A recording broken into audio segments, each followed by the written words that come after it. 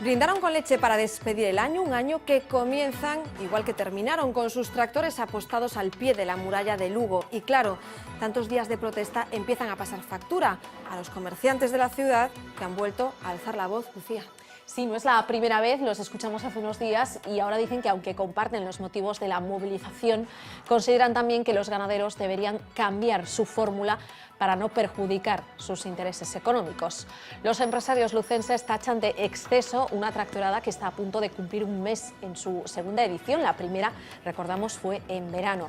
Aseguran que la situación es insostenible. Casi 300 vehículos rodean ahora mismo la muralla. Comercio y hostelería se resienten, pero también el tráfico de la ciudad, que hoy ha sido un auténtico caos.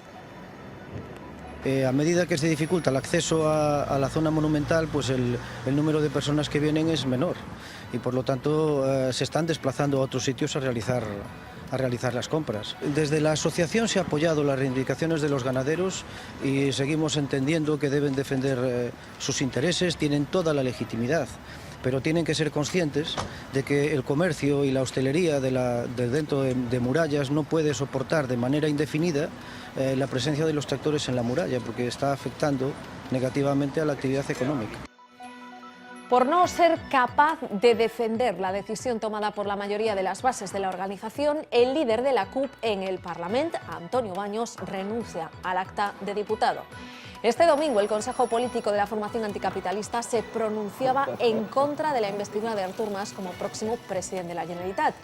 El escenario que se presenta apunta a nuevas elecciones, aunque el rechazado no renuncia a presentarse como candidato. Mas dice que tiene ganas de plantar cara. Y mientras tanto la CUP presiona a Esquerra para que sea Oriol Junqueras el elegido. Al menos 3 personas de origen subsahariano habrían muerto en Marruecos en un nuevo intento de dar el salto a España a través de la valla fronteriza de Ceuta. Al parecer habrían fallecido ahogados.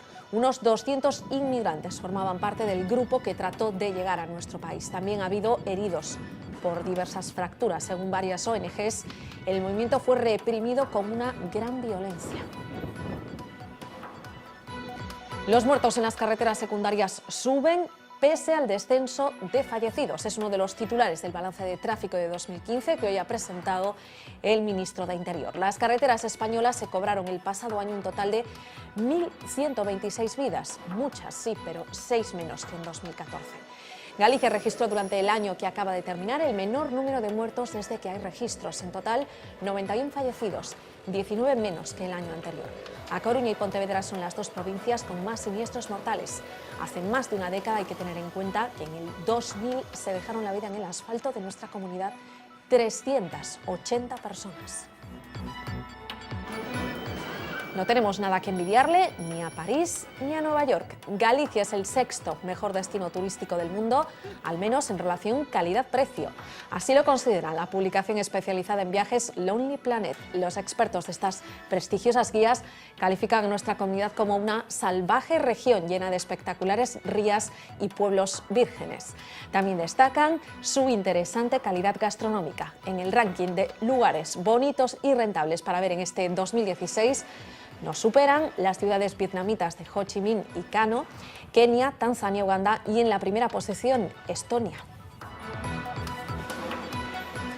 Claro que también ocupamos las primeras posiciones en rankings no tan deseados, de los que no gusta presumir. Por ejemplo, en despilfarro de alimentos, ahora que han pasado las comilonas de Nochebuena y fin de año, es buen momento para hacer, ¿por qué no?, examen de conciencia. ¿Y ustedes cuánta comida han tirado estos días a la basura?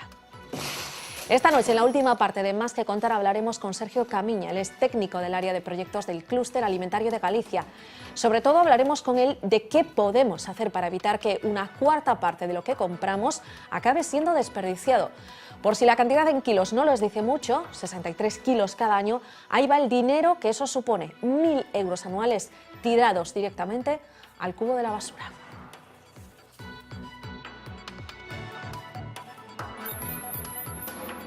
Seguro que a los que nos acompañan cada día lo que les vamos a contar les suena.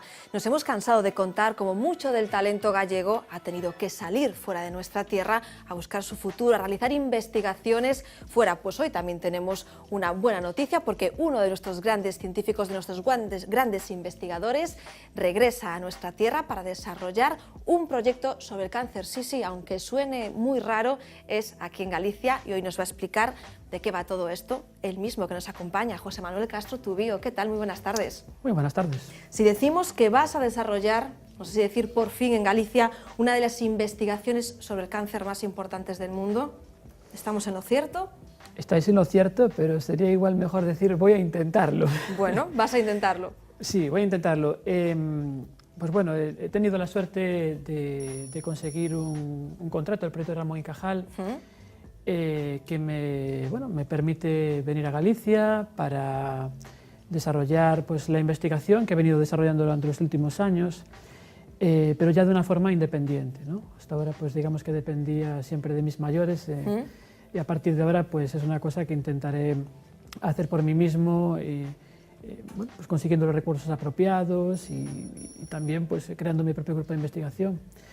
Y bueno, pues la investigación, ya he hablado más de una vez además en esta casa sobre eso, consiste fundamentalmente, es el proyecto, el Consorcio Internacional del Cáncer, es un proyecto internacional enorme, si no el más, uno de los más importantes del mundo, en el cual pues colaboran centenares de científicos de decenas de instituciones en decenas de países de todo el mundo. Y fundamentalmente pues, lo que pretendemos es descubrir de una vez por todas todos los genes que están implicados en el cáncer, tanto en su origen como en su desarrollo. Cánceres transmisibles, ¿no? Bien, eso es una de las líneas que pretendo que sea mi marca en el futuro, mi marca personal, ¿no? Es decir, la segunda línea, esta es la segunda línea, ¿no? La de los cánceres transmisibles, son unos cánceres muy especiales. Son unos cánceres que se transmiten de unos individuos a otros por la transferencia, por contagio, por transferencia de pequeñas células del cáncer que, bueno, pues por algún motivo van a parar a otro individuo y permite que se desarrolle en ese nuevo individuo. Voy a poner algún ejemplo muy interesante. Pues hace unos cuantos años un cirujano estaba operando un tumor llamado sarcoma en un paciente y seguramente debido a las malas condiciones higiénicas o a un despiste simplemente, pues al cabo de un tiempo el cirujano desarrolló un sarcoma, también un tumor del mismo tipo y que genéticamente era idéntico, las células de ese cáncer genéticamente procedían, digamos, a células del individuo que había sido operado. De su paciente. Con lo cual se habían transferido, ¿no? Es un ejemplo de cáncer transmisible que se comenta muchas veces, pero hay muchos otros ejemplos en humanos, por ejemplo, cánceres que se han transmitido por transfusiones sanguíneas. Por ejemplo, pacientes con leucemia que han donado su sangre y debido a que las personas que recibían esa sangre pues, estaban inmunodeprimidas, pues esas leucemias se pudieron seguir desarrollando en los pacientes que la recibían, o incluso también ejemplos de metástasis provocadas por donaciones de hígados que provenían de personas que tenían un tumor. Suena muy imponente. José Manuel, tú te fuiste hace 6 años y te fuiste muy desencantado de Galicia, porque tuviste ahí un problema, entre otras cosas, burocrático, ¿no? Sí, bueno, son cosas que pasan. Efectivamente, o sea, hubo un problema de burocracia.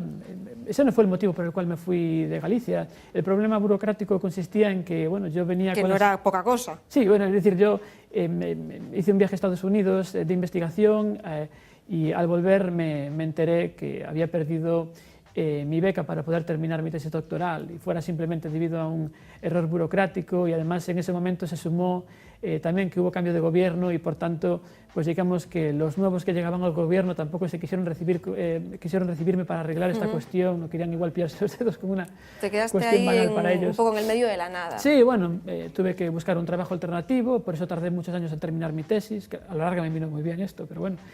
Y bueno, entré a trabajar en un hospital clínico de Santiago y a raíz de ahí pues empecé a contactar con el cáncer y fue a raíz de ahí que vino todo lo demás, ¿no? Después sí, salí a Barcelona, estuve 2 años en Barcelona Y ahí sí vino el momento de mi desencanto, porque después de esos 2 años en Barcelona la idea era volver, pero desapareció, estuvo a punto de desaparecer, prácticamente estaba desapareciendo en ese momento un programa que se llamaba el programa Parga Pondal, con el que yo pretendía volver a Galicia y por tanto me fui a Inglaterra y una vez más una mala noticia al final se convirtió en algo bueno porque... Claro, ahora se le ve la parte positiva, Correcto, ¿no? sí. Has estado en Cataluña, has estado en Cambridge.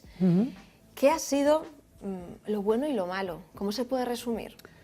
Bueno, lo bueno es la experiencia que te da el salir y conocer otras formas de hacer las cosas, otras gentes, otros laboratorios, ¿no? Todo eso pues al final supone un incremento al fin y al cabo de tus capacidades para volver a tu país y poder desarrollar bueno, tus propias investigaciones, ¿no? Todo esto me ha servido a mí para mejorar como investigador. Esa es, digamos, la parte más positiva. La parte más negativa, yo diría a lo mejor, pues durante todo ese tiempo, lo que pueden sentir muchas otras personas que están a lo mejor emigradas, pues estar lejos de sus familias, por ejemplo. Sencillamente eso. Bueno, tiene buena pinta. ¿Has tenido más ofertas? ¿Por qué Galicia? Bueno, es una buena pregunta. Hay 2 reivindicaciones que desde siempre yo creo que venimos haciendo los últimos años los investigadores. 2 reivindicaciones que además no están muy separadas de lo que de las reivindicaciones que pueden hacer otros sectores como el de la educación o el de la sanidad, ¿no? Una de las reivindicaciones es la necesidad en materia de investigación de unas políticas a largo plazo, ¿no? Es decir, esto ocurre también un poco en educación. Vemos que cuando cambia el gobierno muchas veces también cambian los planes de estudio. ¿El plan de estudios? Es una cosa que no debería pasar, quizás deberían llegar a un gran pacto, digamos, para dar una mayor estabilidad a estos planes más largo plazo, ¿no? En investigación ocurre un poco lo mismo, es decir, programas como el Parga Pondal pues, ha desaparecido, otros programas a nivel estatal como el Juan de la Cierva se han visto disminuidos enormemente. Entonces pues necesitamos por una parte pues, estas políticas a largo plazo y por otro una cuestión que también ocurre mucho a nivel de sanidad es recursos. Necesitamos buenos recursos, ¿no? Necesitamos buenos centros de investigación bien dotados con recursos. Entonces tú me preguntas ¿por qué he venido? ¿Por qué aquí? Bueno, fundamentalmente ha tenido mucho que ver el hecho de que yo sea de Santiago, ¿no? Es decir, yo no puedo imaginarme si otro investigador como yo por ejemplo, sueco en este caso, si pudiéramos atraerlo para Galicia, lo más probable es que no. ¿Por qué? Porque no disponemos, a pesar de que sí hay mucha calidad en determinados grupos, ¿no? Pero no disponemos de estos grandes centros súper bien dotados en recursos y tal, ¿no? Entonces, fundamentalmente, el motivo por el que he venido es porque bueno, pues tenía ganas de volver a mi tierra, de participar, de colaborar en el desarrollo de mi país, y ese es fundamentalmente el motivo, poder haber ido. Claro, lo comentabas antes, tú vienes con un contrato Ramón y Cajal. ¿Qué supone eso para los que nos ven y no estamos dentro de tu mundo? Bueno, pues supone pasar un concurso muy duro, es decir, para biomedicina, que es por el área por el que yo me presenté, si no me equivoco, hubo en torno a 25 contratos Ramón y Cajal, y se presentan siempre más de 10 veces más gente, ¿no? En torno, en este caso, pues 250 personas, investigadores como yo, que se han presentado, y muchos de ellos pues, han quedado fuera, ¿no? Entonces, pues lo que supone es pues bueno, el haber pasado una prueba muy exigente, un concurso muy exigente, pues haber sido afortunado y supone también pues bueno, el haber adquirido pues, una serie adquirido un currículum a lo largo de estos últimos años que es lo que me ha permitido obtenerlo.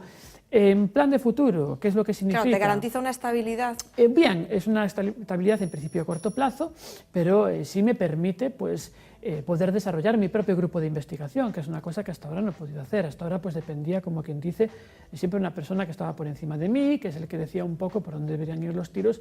Por fin tengo la ocasión de poder llevar a cabo mis propias líneas de investigación de una manera independiente, pues también tratar de conseguir los recursos necesarios, bueno, pues un trabajo a otro nivel. Digamos que hay una etapa que se ha terminado y empieza una nueva, que es una etapa mucho más, probablemente desde mi punto de vista, es probablemente mucho más exigente y bueno, más difícil y con un futuro bastante impredecible ahora mismo, pero que bueno, que estoy dispuesto a afrontar y que lo hago con mucho gusto. Y aquí viviremos.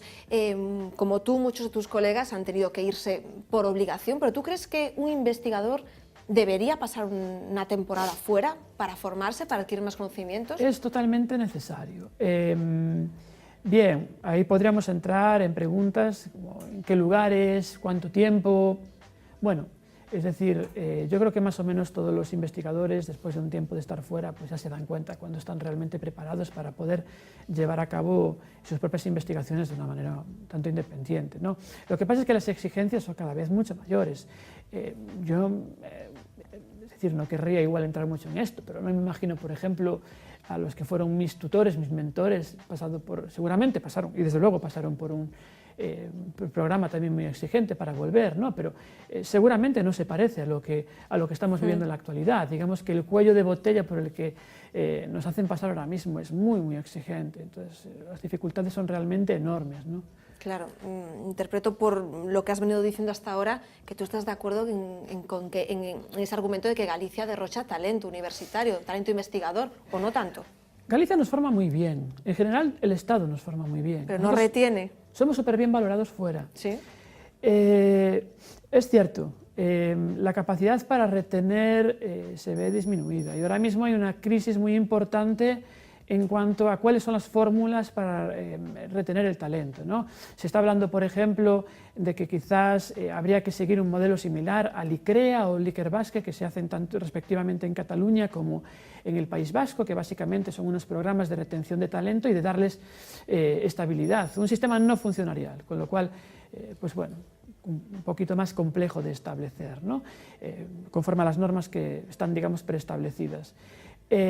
Sin embargo, están funcionando muy bien. Yo, sin embargo, soy de la idea de que si bien es cierto que sí deberíamos dirigirnos en un primer momento hacia un sistema de ese tipo, al final deberíamos tal vez hacer pasar todo esto por Europa, ¿no? Porque parece difícil, al menos a mí me parece difícil de encajar el hecho de que la financiación de estos sistemas pasen por las comunidades autónomas, ¿no? Y quizás habría que darle a Europa un papel más relevante en este sentido. Una vez tuve la ocasión de preguntarle a un premio Nobel, Tim Hunt, de preguntarle, oye, ¿por qué motivo es decir, ¿cuál crees tú que debe ser la fórmula para hacer que la investigación funcione mejor en los países?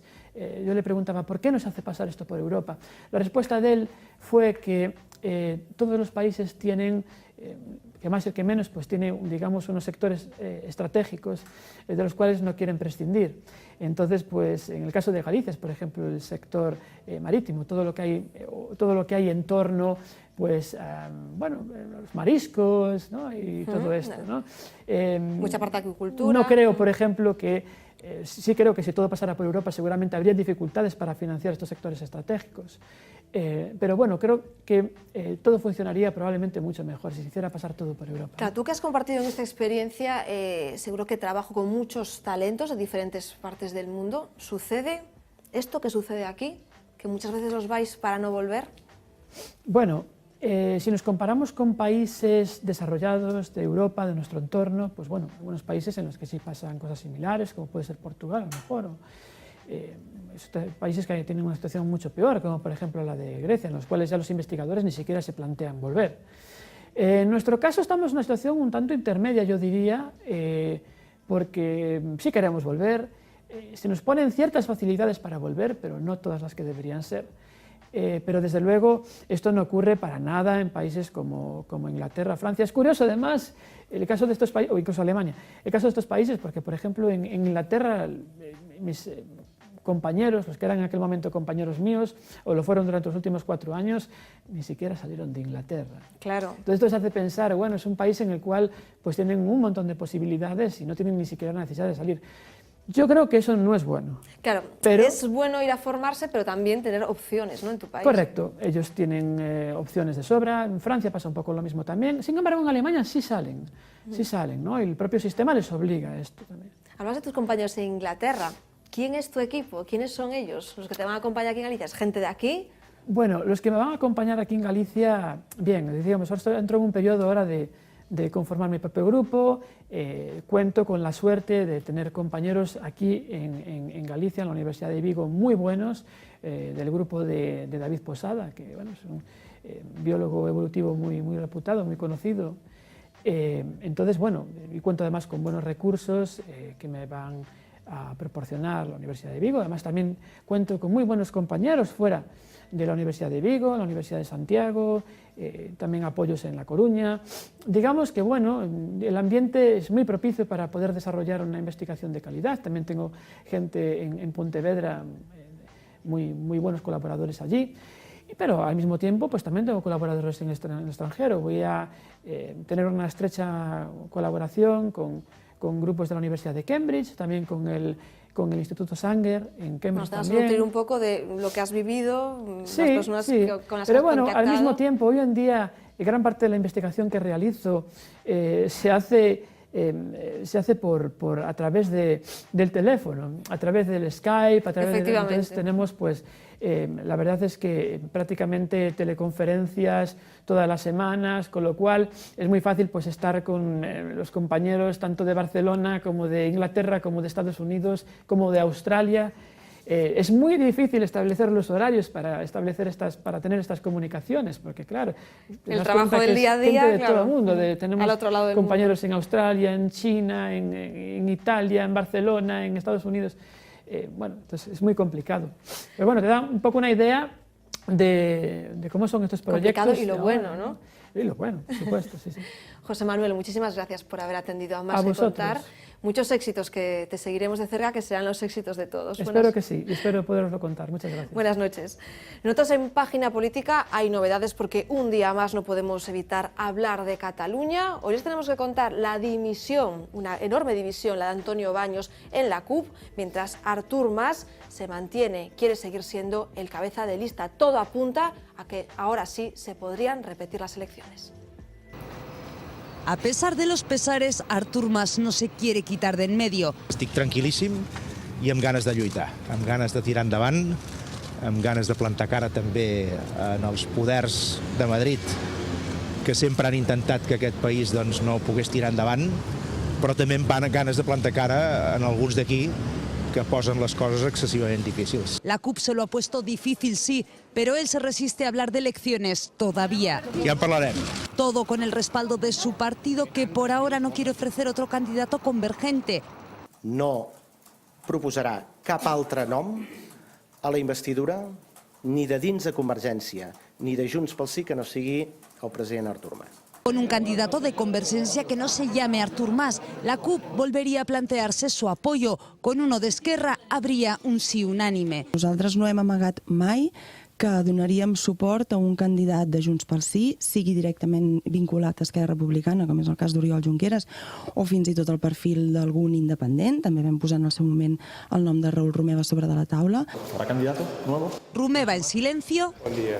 Buen día, buen día. Pero el diputado de Esquerra, Joan Tardá, ya ha pedido a Artur Mas que se haga a un lado antes de que se agote el plazo de investidura dentro de 6 días.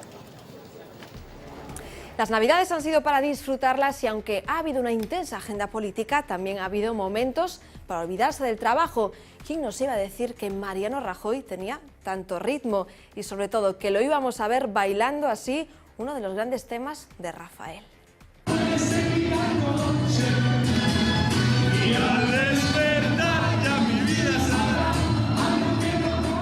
En el vídeo que salía a la luz este domingo vemos al presidente en funciones y a su mujer en una fiesta celebrada en el Gran Hotel de Atocha. Acostumbrados a verlo en una pose más rígida, sorprende observarlo de esta guisa. Rajoy y su familia pasaron la noche de fin de año en Ogrove y a juzgar por estas imágenes, pues se lo pasaron en grande.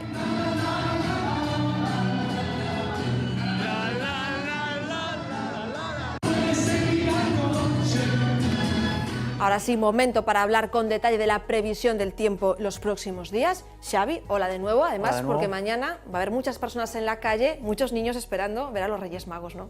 Pues lo anunciamos antes, Gladys, mañana va a ser una jornada bastante desapacible. En el mapa de Isobaras podemos ver esta borrasca sobre el Reino Unido que por su movimiento en contra de las agujas del reloj nos va a dejar dos cosas bastante importantes: vientos del noroeste y aire frío. Así que este martes va a ser una jornada de chubascos, de lluvia intermitente. Así que por la tarde, para la cabalgata de los Reyes, se aconseja llevar un paraguas porque puede caer algún chaparrón.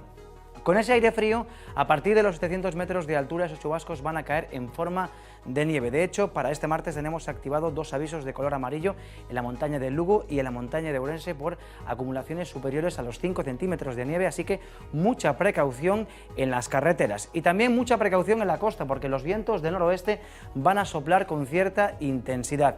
Y en la costa este martes seguiremos hablando de fuerte oleaje. Se mantendrá ese aviso de color naranja porque las olas podrían volver a superar los 6 metros de altura. En cuanto a las temperaturas, por si fuera poco, van a descender de forma notable tanto las máximas como las mínimas. Fíjense, por ejemplo, en la costa norte, donde las máximas apenas van a alcanzar los 11 grados. Llama la atención el dato de A Coruña, donde apenas se va a mover el termómetro. Este martes en A Coruña tendremos una jornada con sensación de frío durante todo el día. En otros puntos de la comunidad podemos apreciar ese ligero descenso, ese notable descenso de las temperaturas, tanto de las mínimas como de las máximas. Además, importante este dato, los vientos de noroeste van a soplar con bastante intensidad y, por tanto, la sensación térmica todavía va a estar por debajo de lo que marcan los mercurios. En las Rías Baixas pues encontramos máximas un poquito más elevadas, pero no mucho, no van a superar los 11 grados y mínimas que se van a quedar por debajo de los 7 grados. Fíjense en Ocar, Valliño, donde la máxima va a ser de 5 grados y la mínima de tan solo 0 grados. Y en el interior de la comunidad, descenso bastante notable de las temperaturas respecto a los valores de las últimas horas, porque hoy en el interior hemos tenido vientos del sur, pero mañana con vientos del noroeste van a descender de forma notable. Las mínimas que no van a llegar hasta los 6 grados y las máximas que no van a superar los 9 grados. En fin, estas son unas temperaturas propias de la época del año en la que estamos, porque estamos en invierno. Y todo ello a pesar de que justamente ahora mismo la Tierra se encuentra en el punto más cercano al Sol. Pero es que el hecho de que haya más o menos frío en una época determinada del año no depende de la distancia al Sol, sino de otra cosa que hoy vamos a explicar en Historias del Tiempo.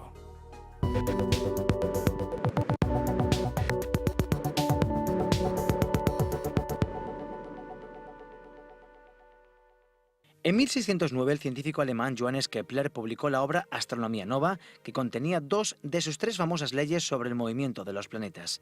La primera señalaba que la Tierra y el resto de los planetas se desplazan alrededor del Sol describiendo órbitas elípticas.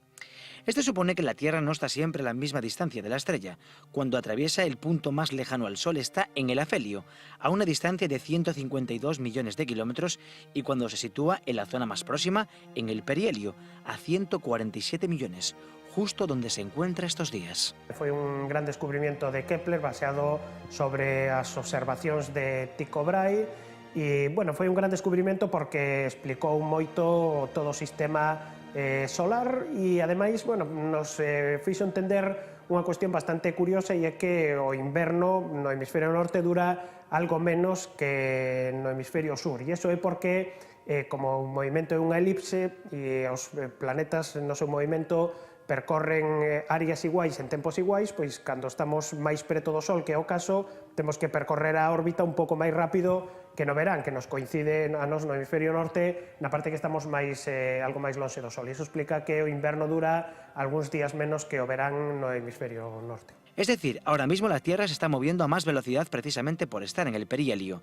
y en el hemisferio norte estamos en invierno, así que las estaciones no dependen de la distancia al gran astro, como se suele pensar, sino de la dirección de los rayos del Sol. Aquí temos que ter en conta que o eixo da Terra fai un ángulo con respecto á eclíptica, que é o plano que contén o Sol e o resto dos planetas. E iso quere decir que, a medida que se vai movendo alrededor do Sol, os rayos van chegando máis directamente ou de xeito algo máis transversal. Agora, nesta época do ano, no inverno, estes rayos de Sol chegan dun xeito facendo un ángulo máis grande, polo tanto atrapamos menos calor do que atraparíamos no verán cando o hemisferio norte si estea máis preto ou eses rayos do Sol cheguen dun xeito máis directo. Y es una circunstancia afortunada que el perihelio coincida con el invierno en el hemisferio norte y el verano en el sur, porque la superficie del hemisferio austral es prácticamente océano, que tiene una capacidad calorífica más elevada que el suelo y favorece que las temperaturas no sean tan altas. Se a situación fose a contraria, e iso, bueno, vai a pasar pola precesión dos equinoccios, pois eso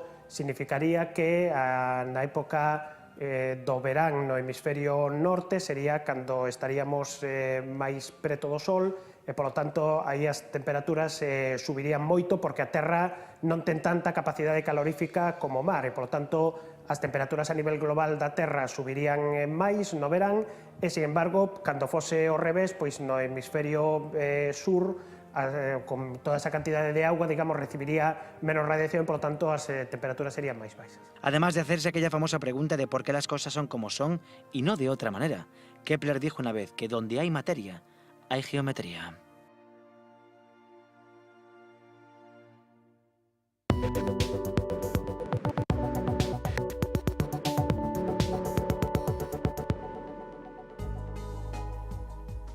Bueno, Gladys, para recordar, mañana para la cabalgata de Reyes es aconsejable llevar un paraguas porque puede caer un chaparrón y también llevar ropa de abrigo porque la sensación térmica va a ser de frío intenso.